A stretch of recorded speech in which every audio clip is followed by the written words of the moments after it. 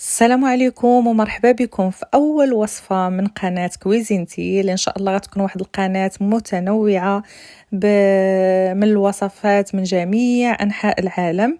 وكبداية بديت بهاد الوصفة ديال الأناناس اللي تجي رائعة في المذاق وخفيفة وهشيشة، وحتى في المنظر تجي زوينة بزاف، والتطبيق ديالها ساهل. تنتمنى تجربوها لأنه غتعجبكم بزاف بزاف.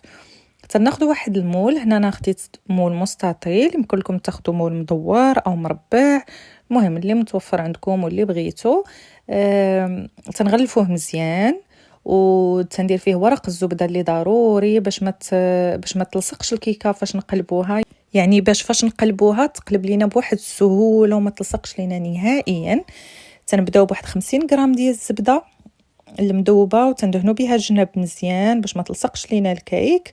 هاد الزبده وتنزيدوا عليها 50 غرام ديال السكر، هادو باش نعسلوا الاناناس، لانه كاين اللي تيدير الوصفه وتيعسل الاناناس بوحدو فواحد كاسرونه عاد تيديروا في الطاوه، ولكن بهذه الطريقه تيجي معسل وتجي ساهله. ومن الافضل نديروا السكر البني باش تعطينا داك اللون الزوين. تناخدو الحلقات ديال الاناناس وتنشفوهم مزيان مزيان من الماء، لانه هذا الاناناس المعلب نشفوه مزيان باش داك الماء ما يطلقش لينا في الكيك.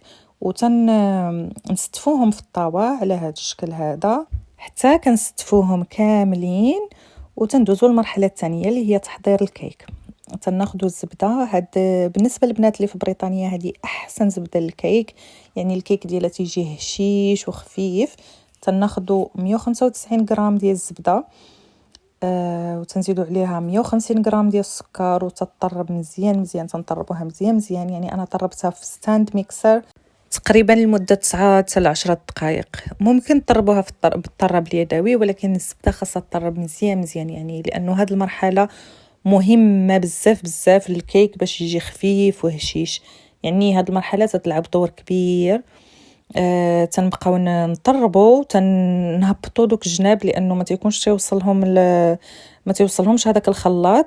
تقريبا كل 3 دقائق تنهبطوا دوك الجناب، والتحت تنديروا داك التحت وتنخويو حتى داك الطراب من الداخل، لانه تتكون واحله فيه الزبده لداخل وما تطربش مزيان.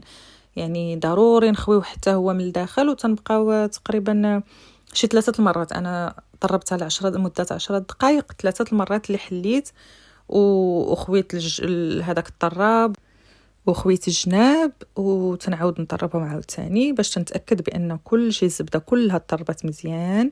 وهاد الكيكه عندها واحد الطريقه اللي مغايره لجميع انواع الكيك، لانه في جميع انواع الكيك تطربي البيض هو الاول وعاد تزيد الطحين، يعني الطحين تيكون اخر مرحله. ولكن في هاد الكيك بالعكس، يعني الطحين تيكون هو الاول وعاد تنبقى نزيد بيضه بيضه، وتجي طريقه زوينه بزاف. تنتمنى تجربوها لانه غتعجبكم بزاف بزاف. وهذا هو النوع ديال الطحين اللي تنستعمل هنايا، يعني من احسن انواع الطحين اللي موجوده هنا في بريطانيا. تنزيد واحد المعلقه صغيره ونص ديال الخميره، هذه هي النوعيه ديال الخميره، ولكن الخميره الكيماويه تنظن كلها تقريبا بحال بحال. واحد رشيشه ديال الملحه تنزيدها، وتنغربلهم كل شيء مزيان باش يتخلط مزيان حتى داك الخميره والطحين وكل شيء تيكون مخلط وما تيكون فيها لا كويرات لا والو. تنزيدوا الطحين على الخليط ديال الزبده والسكر وتنخلطوه. هنايا راه نفس المده اللي خلطت فيها الطحين هي خليتها هي هكذاك، ما سرعتهاش وما نقصتش منها، يعني باش تاخذوا فكره على شحال ديال المده باش تخلطوا الطحين مع الزبده والسكر. لانه راه ما خصهاش تخلط بزاف، لانه الطحين الا تخلط بزاف تيتقل الكيك، يعني خصنا الكيكه تبقى خفيفه. يعني غير يبان لينا داك الطحين صافي ما بقاش تيبان الطحين، يعني تجمع مع الزبده والسكر صافي تنحبسوا التخلاط ديال الطحين. وهنايا عاوتاني تنخوي هذاك الخلاط لانه تتكون واحده فيه العجينه لداخل، وتنبدا نزيد بيضه ببيضه وتنخلط. غير حد هذيك البيضه تتخلط تنزيد البيضه الاخرى، حدا عاوتاني البيضه الاخرى تتخلط تنزيد البيضه الاخرى. كما تتشوفوا معايا هنايا زدت البيضه الاولى، هو في المجموع 3 ديال البيضات. المهم غير تتبان ليا البيضه تخلطات تنضيف البيضه الثانيه، عاوتاني غير تبان ليا الثانيه تخلطات تنضيف الثالثه، غير تتخلط مزيان صافي تنوقف التخلاط لانه ما خصهاش عاوتاني تخلط بزاف. يعني هذا هو السر ديال هذا الكيك هاي، لانه مختلف على جميع الكيكات، وان شاء الله غتجربوها وغتعجبكم، لانه فعلا تجي هشيشه ورطبه رطبه رطبه، وداك المذاق ديال الاناناس يعني تضيف عليها واحد النكهه اللي هي زوينه بزاف ومبدله على الكيكات اللي تنديرو يعني يوميا. وهنا كيف ما شفتوا صافي وقفت التطراب، يعني ما بقيتش نطرب فيها بزاف بزاف.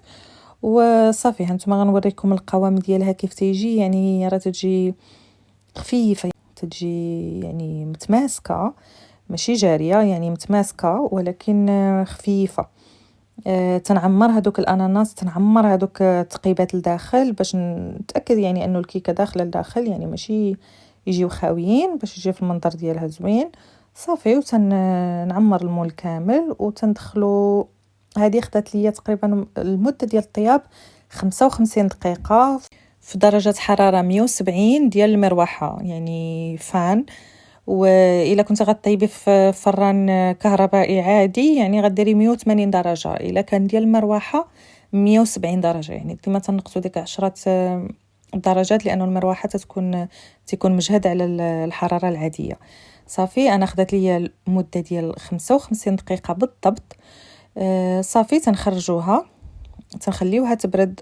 خليتها انا حتى بردات، عاد قلبتها تخليها تبرد، لانه حنا عندنا دابا الحل الجو بارد. خليتها تقريبا واحد الساعه د المكانه كانت بارده.